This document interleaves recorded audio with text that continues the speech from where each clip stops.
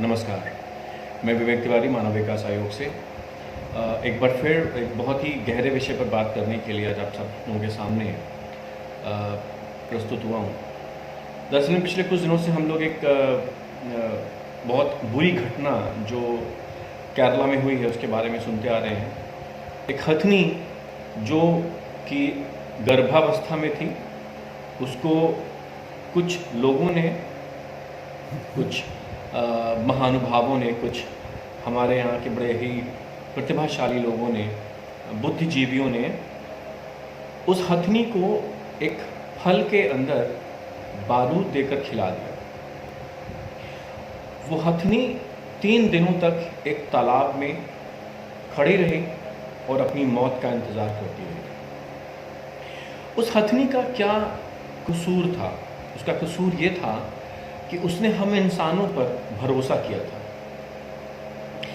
जैसे कि हम देखते हैं हमारे आसपास कुत्ते, बिल्ली, गाय, ये सभी जानवर हम इंसानों पर आश्रित होते हैं भोजन के लिए, और वो ये भरोसा करते हैं कि हम उन्हें जो भी भोजन देंगे, चाहे वो हमारे घर का बचा हुआ हो या वो हम उन्हें अपनी श्रद्धा से खिला रहे हों, वो ठीक होगा, और वो उस भरोसे पर हमारा दिया गया खाना खा लेते हैं।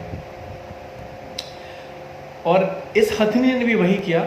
इसने भी हम इंसानों पर भरोसा किया, और जैसा कि वो हर बार करती थी, हमारा दिया हुआ खाना खा लेती थी, उसने इस बार भी वो खाना खा लिया, ये सोचकर, ये समझकर कि ये उसके लिए अच्छा होगा और उसके पेट में पलने वाले उस बच्चे के लिए भी अच्छा होगा। लेकिन उसे नहीं पता था कि हम इंसान जो सिर्फ धोखे, झूठ और फरेब से भरे हुए हैं, हम उस जानवर को धोखे से उस फल के अंदर बारूद रखकर खिला रहे हैं। जब ये बारूद उसके पेट तक पहुंची तो उसके पेट में इस बारूद ने एक ब्लास्ट कर दिया। उसकी आंतें, उसका पेट, और उसके पेट में वो पल रहा छोटा सा बच्चा मारा गया। उस हथनी का जबड़ा फट गया था, उसके दांत टूट गए थे, गिर गए थे, और 3 दिनों तक वो उस तालाब में खड़ी होकर चुपचाप अपनी मौत का इंतज़ार करती रही। लेकिन उसने अपने इस क्रोध, रोष, इस दुख और इस तकलीफ को खुद झेला और सहन किया। किसी से शिकायत नहीं करी और किसी को नुकसान नहीं पहुंचाया। अगर वो चाहती तो इन 3 दिनों में उस गांव के एक एक घर को गिरा सकती थी, अगर उसके अंदर बदले की भावना होती तो। लेकिन उसने ऐसा नहीं किया। उसने सिर्फ चुपचाप खड़े होकर अपनी मौत का इंतजार किया। तिल तिल करके वो मरती रही, लेकिन उसने शिकायत नहीं करी। बहुत दुख की बात है, बहुत तकलीफ की बात है, बहुत पीड़ा की बात है कि हम इंसान जिन जानवरों से ये उम्मीद करते हैं कि वो हम पर हमला ना करें, हम पर वार ना करें, हम उन जानवरों को धोखे से मार देते हैं। कई बार मुझे ऐसा लगता है कि शायद जानवर पहले भी जानवर था और आज भी जानवर है, और वो आगे भी जानवर रहेगा। हम उसे कभी इंसान नहीं कह सकते। लेकिन हम इंसान जो हैं, क्या हम सच में इंसान हैं? क्या हमारी हरकतें इंसानों जैसी हैं? क्या हम इंसान कहलाने के लायक हैं? या यूं कह लीजिए कि इंसान वो जानवर है जो अपने आगे किसी भी दूसरे जानवर को टिकने नहीं दे सकता, रहने नहीं दे सकता, जो चाहता है कि इस पूरी दुनिया पर केवल एक ही जानवर रहे, जो कि वो हम इंसान हैं। और शायद इसीलिए ये जो अस्तित्व की लड़ाई है, ये इंसान इतना गिर चुका है कि वो अब इन जानवरों को भी अपने आसपास नहीं रहने देना चाहता।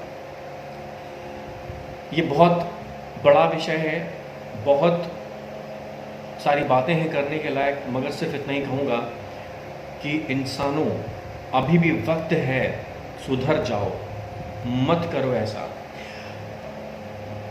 क्या मिलेगा ये करके? क्या बताना चाहते हो? क्या दिखाना चाहते हो? क्या साबित करना चाहते हो कि तुमने उस एक हथनी को मार के कोई बहुत बड़ा काम कर लिया?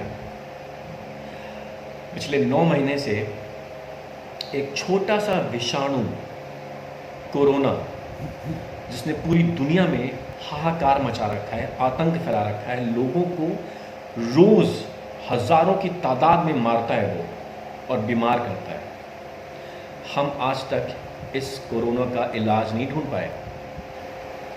एक वो बेजुबान जानवर जिसने किसी का कुछ नहीं बिगाड़ा था, उसको हमने मार दिया। क्यों?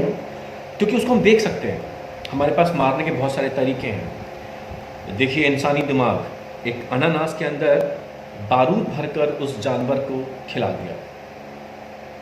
और मुझे लगता है कि ये जिसने ये हरकत करी है, उसको मैं क्या बोलूँ? वो इंसान कहलाने के लायक है क्या दोस्तों? बिल्कुल भी नहीं। मुझे तो नहीं लगता कि वो इंसान कहलाने लायक है।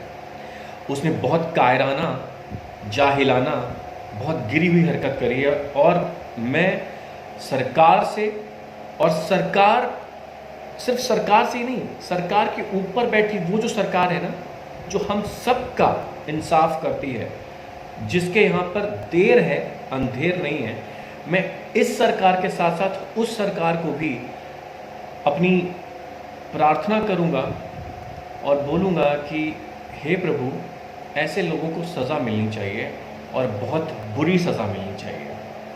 इतनी बुरी कि आने वाले समय में जब कभी कोई भी इंसान रूपी जानवर ये हरकत करने के लिए सोचे तो उसकी रूह कांपनी चाहिए। दोस्तों, बस इतनी सी बात के साथ आपसे विदाई लूँगा।